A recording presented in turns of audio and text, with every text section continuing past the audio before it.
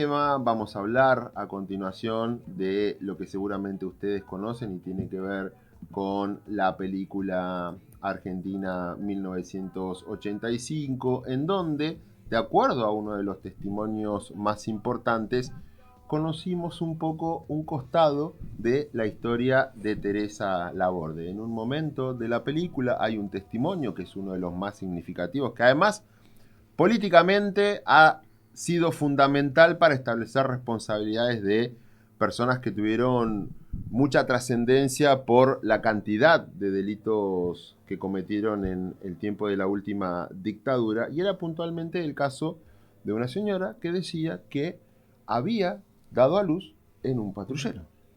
Tenemos aquí en nuestra compañía a Teresa Laborde, quien hoy es referente de derechos humanos y que precisamente es esa niña, hija de Adriana Calvo, nos visita y vamos a estar hablando sobre varias de las actividades que van a estar desarrollando y por supuesto debatiendo un poco, no debatiendo, pero conociendo pareceres sobre lo que es, incluso en este contexto hoy, la política de derechos humanos. Bienvenida, Teresa, ¿cómo estás? ¿Todo Hola, bien? ¿cómo están? Buen Bueno, día. gracias Bienvenida. por la invitación. Gusto de recibirte por aquí y un poco, bueno, primeramente conocer con qué expectativas se llega hacia lo que es una ciudad como la nuestra. Vemos que tenés amistades de aquí, de nuestra ciudad, y un poco cuál es también la expectativa para mañana, para lo que va a ser este encuentro en la universidad. Bueno, en principio, para serte honesta a vos y a todos los que están escuchando, vine hasta Caleta a visitar a mi mejor amiga. Somos amigas desde que tenemos 3 años, vive acá hace muchísimos años, no la había venido a visitar, lo tenía pendiente a ella y a su familia, por supuesto.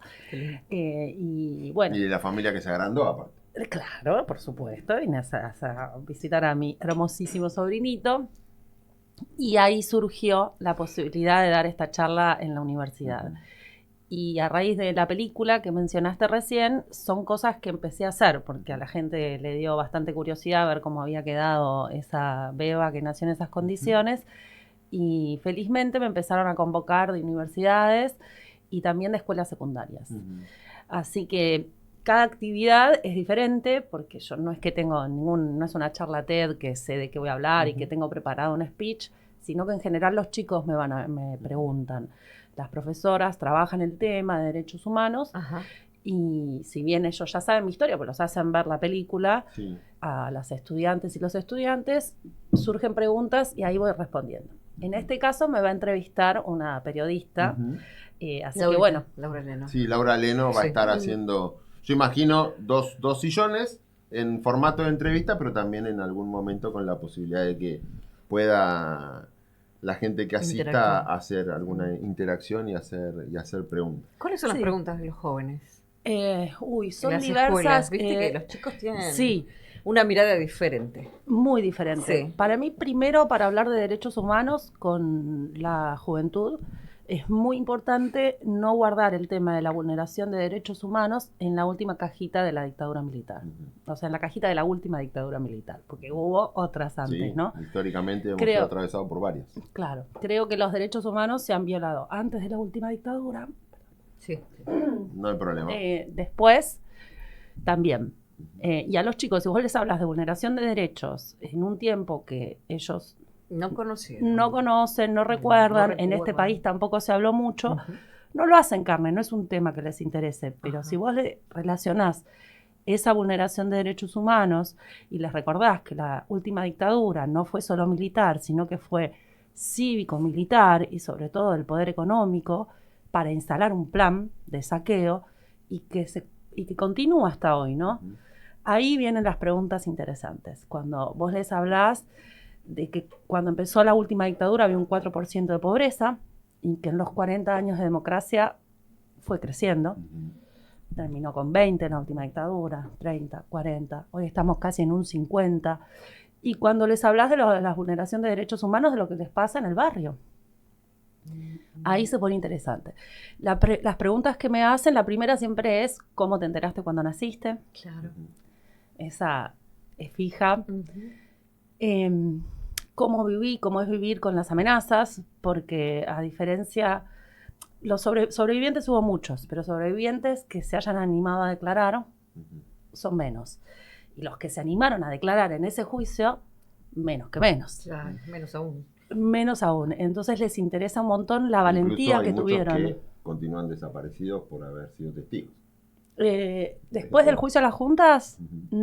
no desapareció nadie, se exiliaron en todo caso. No, hablo, por ejemplo, por el caso de López. Julio López, sí, ese fue el caso. Entonces, ahí tenemos un caso de por qué se pregunta por esto del temor de las amenazas, seguramente. Claro, porque además en la película aparece cómo amenazan al fiscal y a la familia. Sí. Entonces te dicen, si amenazaban a ser fiscal, no me Tremendo. quiero imaginar a las sobrevivientes y a sus familias. Ujú. Y también aparece una escena de un testigo que se niega a declarar. Dice, no me También. vas a proteger si el que me torturó es amigo del intendente. Ujú.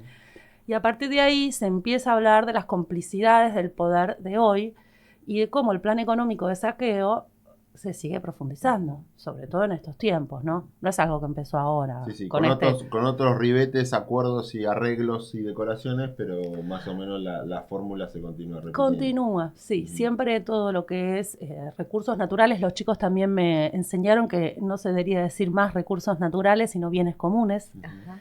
porque si son recursos pueden ser de uno o de otro, en cambio los bienes son comunes. Ujú. Y como todo lo que se extrae no es para la riqueza de los pueblos, porque lo ven cuando viene la minería, cómo deja todos los territorios devastados, el agua contaminada, y los pueblos están cada vez más pobres. Ujú. Así que tratamos de hablar de eso, ¿no? Y está bueno, porque me hacen, además de lo personal, lo podemos pasar a lo político en general. Y Ajá. para mí eso es lo más ¿Te llevas mucho interesante. de esas charlas?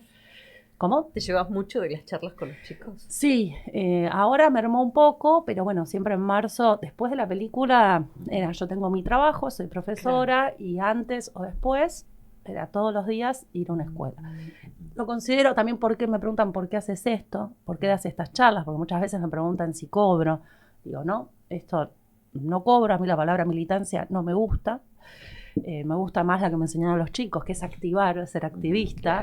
Claro. De chiquita, imagínate, los malos malísimos, como decía mi mamá, eran los militares y ella militaba. No podías elegir una palabra diferente. Porque una Es chiquita verdad. no Ese entiende. juego de palabras no era daba. muy entendible para una niña. Nunca me gustó. Así que ahora con esto de activar ante las injusticias, me parece que es lo que hay que hacer, ¿no? Porque lo que apuntó la última dictadura militar es a tatuarnos en no te metas. Ujú. Y así crecimos como sociedad, sin meternos, pensando que si no ayudamos al prójimo, vamos a estar mejor. Y eso es lo que tratamos de O peor desarmar. aún, justificando que le pasa lo que le pasa o se está haciendo lo que se está haciendo porque Algo algo habrán hecho. Algo ¿no? habrá hecho. Esas situaciones.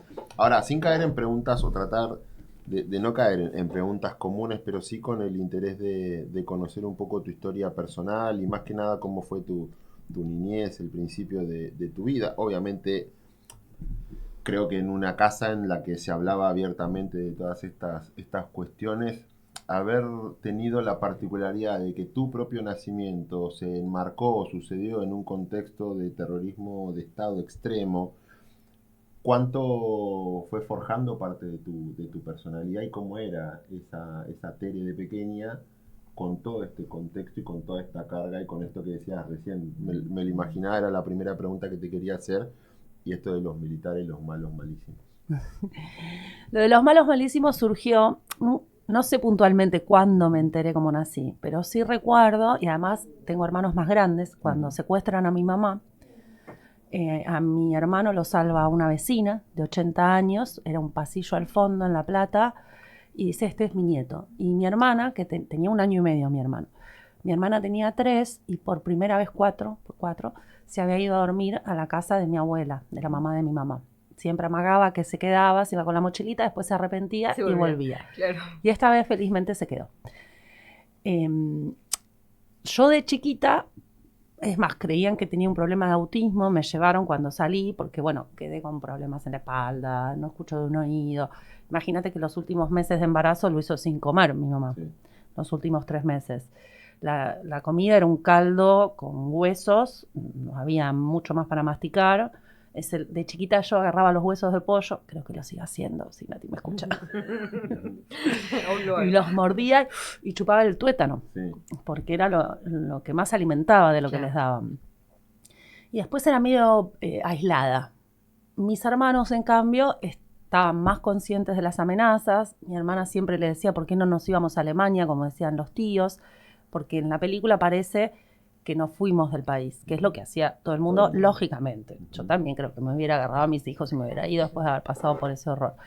Pero ellos decidieron, porque a mi papá también lo secuestran, el mismo día, cuando se la llevan a mi mamá, no tiene mejor idea que ir a preguntar a la policía qué pasó, si saben dónde está, y le dicen, venga, pase por acá que le vamos a mostrar, y ahí lo dejan secuestrado a él también.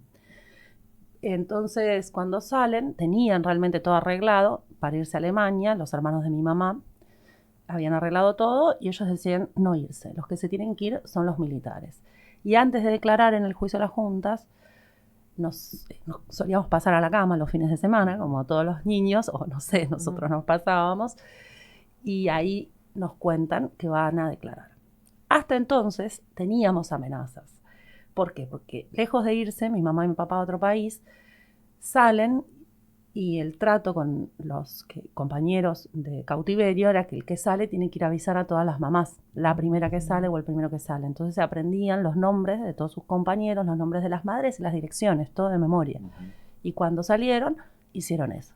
Fueron a ver a todas las madres, a decirle, por ejemplo, a la madre de Patricia Uchansky, que fue Beatriz, que luego fue como mi abuela de la vida, donde estaba todos los compañeros que dejaron adentro, no los vimos nunca más, y las compañeras están todas desaparecidas, o buscar a la familia Inés Ortega para decirles que habían tenido un bebé, su hija, y que le había puesto Leo, y que es una persona que recuperó su identidad a los 30 años, y eso era riesgoso, no solo no irse, sino, y además empezaron a contactarse con otros sobrevivientes, sobre todo mi mamá. Entonces en mi casa venían las sobrevivientes y trataban de ponerle nombre y apellido a los militares, porque los militares tenían sobrenombres también. Que el turco Julián, que el gordo no sé qué, que el tigre Acosta. Entonces, según cómo pisaban, cómo hablaban, cómo torturaban, identificaban a esos militares para en algún momento juntar pruebas y enjuiciarlos. Y cuando llega el momento del juicio, nos sienta en la cama y dice, vamos a declarar, nos cuentan. Y le cuenta a mis hermanos que en realidad no se habían ido de viaje, que no los habían abandonado, que no se habían ido sin saludar, sino que habían sido secuestrados, y nos habla de malos malísimos y de las buenas buenísimas. Y nos cuenta la historia, que eso a mí sí me marcó, de cómo unas mujeres evitan que me lleven. Primero de como era la única que tenía su bebé y las demás ya se los habían robado en el pozo de Banfield, le daban, cuando venía cada 3 días ese caldo sucio, se lo daban a mi mamá. Decía, come vos. En esos niveles de supervivencia extrema, estaban hacinadas en celdas muy chiquitas, no podían ir al baño ni nada, y así todo le brindaban, sin conocerla de nada a mi mamá, su ración de comida. Y cuando vinieron a sacarme, a decirme dame la piba, justo estaban tirando Gamexane, que es un veneno, porque estábamos llenas de piojos, yo con días de vida y la cabeza sin pelos también tenía unos piojitos blancos. Y dice, bueno, dámela porque el Gamexane la va a matar. Y mi mamá se va para atrás instintivamente y dice, no te la doy. Y las que ellos llamaban las subversivas son las que empiezan a aprovechar que estaban las celdas abiertas, salen todas las compañeras y se ponen delante mío, que hay un testimonio de mi mamá que cuenta eso, que empiezan a gritar, no se la llevan, no se la llevan, que eran como leonas, y que no me llevaron. Entonces yo desde ese día sé que le debo mi identidad y probablemente mi vida a esas mujeres que hoy están todas desaparecidas. Así que eso un poco me cambió, de decir, bueno, ¿y ahora qué hago con esto? ¿Por qué fui yo una de las pocas que salió con su mamá en brazos? Como crecí pensando que tenía que tener alguna misión. Después en un momento me relajé y fui una chica normal, común y corriente. Y fue la peli la que vino a ponerme ahí en un lugar diciendo, bueno, dale, contalo. Tu mamá ya no está, se murió de cáncer, se enfermó cuando desapareció Julio López. Se enfermaron Nilde Loy también de cáncer. Después de que desaparecieron por segunda vez a Jorge Julio López, los sobrevivientes más aguerridos murieron. Hablar de la película, además de que nos puso a nosotros como país otra vez a debatir y nos emocionó y nos conmovió, volver a recorrer las historias o conocerlas en muchos casos por por primera vez. Vos hablas también mucho de la película. ¿Qué tan importante crees que ha sido no solamente este material audiovisual, sino otros para esto de la construcción de la memoria colectiva? De no solamente hablar de aquello que no se hablaba, sino de empezar a darle forma y empezar a reconocer un montón de otras aristas que tiene esta parte de la historia que se intentó ocultar. Mira, me parece que fue importante. Primero hay que decir que nosotros como familia con la película no tuvimos nada que ver, no teníamos ni idea que iban a hacer una película sobre el juicio. Me pareció una idea fantástica. Dije, ¿cómo no se nos ocurrió antes? Porque realmente fue un juicio muy tenso. Sí. Como a nadie se le había ocurrido hasta ahora. Y mucho menos que iban a contar mi nacimiento al mundo, digamos, ¿no? Yo me enteré por la radio, mi hermana por las redes, y ahí nos contactamos con el director. Mi hermana me decía, ¿pero va a salir mamá? Y le digo, seguro va a salir mamá. Con ese testimonio, ¿cómo no va a salir mamá? Claro. Además fue la primer sobreviviente en declarar. El juicio empezó, declaraban peritos, periodistas, pero alguien que había salido del horror, de los campos de concentración, no había declarado nunca. Y la eligieron también, vamos a decirlo todo, mi mamá era doctora en física, inmediatamente declaró mi mamá y después mi papá, que era químico, doctor en química, blanca, clase media, no estaba en ningún partido político, no era ni montonera, ni de leer, ni siquiera era peronista, estaba en el gremio docente.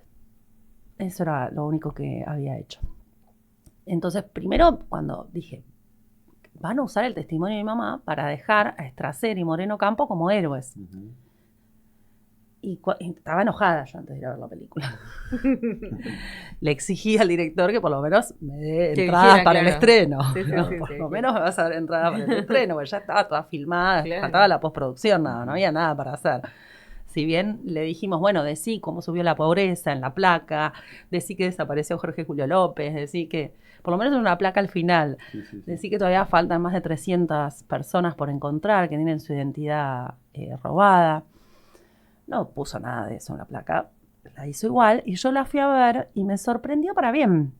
Iba enojadísima. Ya ibas enojada. Iba enojadísima. Ya ibas enojada. Iba enojadísima. Me hicieron entrar por la alfombra roja, pero yo igual iba enojadísima. Mi papá, cuando en el testimonio de Laura Paredes dice a nosotros nos aterrorizaron y nos fuimos del país, mi papá, una persona de 77 años, que no se fue del país y se jugó la vida, se para en el medio del estreno y dice, si no, nos fuimos. Papá, Mi Sí, vida. grande, bien. mi amor, Miguel, estaba como indignadísimo.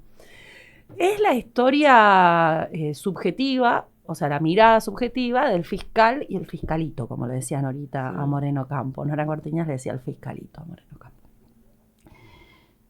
Y es ficción. Entonces ahí podemos perdonar, no están todos los puntos de vista. No está el punto de vista del sobreviviente, no está el punto de vista del familiar, Pero no está la teniéndolos a lucha en ustedes, la ¿por qué no calle. se los contactó?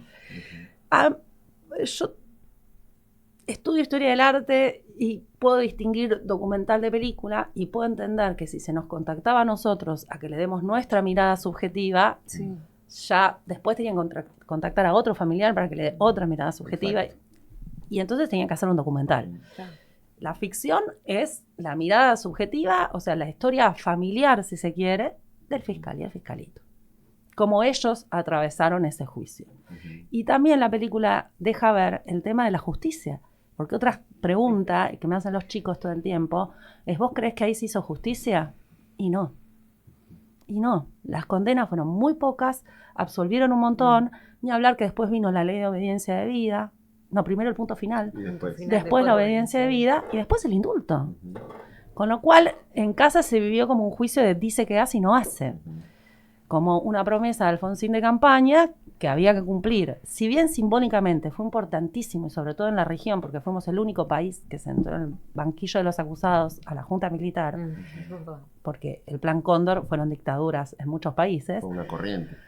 Exacto, fue un plan económico. Tiene esa doble cara. Y está buena esa película para poder hablar de lo que es hacer justicia de verdad. Cuando yo le cuento a los pibes que en realidad las pocas condenas que hubo, que nunca se apeló, porque la película termina como con Estracera diciendo, no, esto no puede ser, ¿no? Tiene ese guiño que el nene le pregunta, papá, ¿cómo nos fue cuando le dan las sentencias? Sí. Y de trasera, Darín le dice mal. Y Anel le dice, ¿cómo mal? Mal es mal, dice Darín. Y es verdad, no fue mal. Pero metiste preso a Videla. Sí, metí preso a Videla. ¡Ey! Toda la sociedad se quedó contento, como el nene, que metieron preso a Videla. Entonces tiene un resquicio esa película para poder hablar de la impunidad que hubo en realidad en ese juicio. Lo simbólico fue lo importante, fue la lucha. Yo me acuerdo, la calle estaba llena de gente pidiendo que lo juzguen. Estaba toda la gente en la calle, no había manera de no hacerlo. Esa parte de la peli no se ve, pero Bueno, se puede hablar de eso. Creo que la impunidad se ve y se lee y se entiende en las miradas de los personajes que hacían de los dictadores. Claro. Era un trámite, era una sensación de esto termina y vuelve todo a esa normalidad y no va a pasar absolutamente nada. Era la corporalidad dentro de todo lo que es el producto artístico de lo que realmente se vivía en ese tiempo.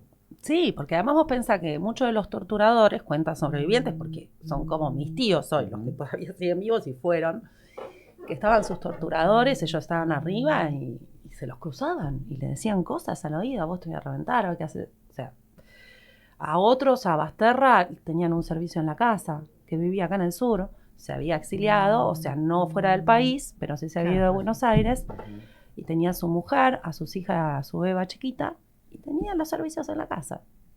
Ojo con lo que haces. Y así todo, ese señor fue y declaró. Para mí, lo que deja en claro esa película, que habría que profundizar, es la valentía que tuvieron esos sobrevivientes y esas sobrevivientes a declarar. A nosotros nos seguían de la escuela. Yo tenía 6 años y me seguían de la escuela. A mí y a mis hermanos. Nos teníamos el teléfono pinchado, nos hacían amenaza de bomba.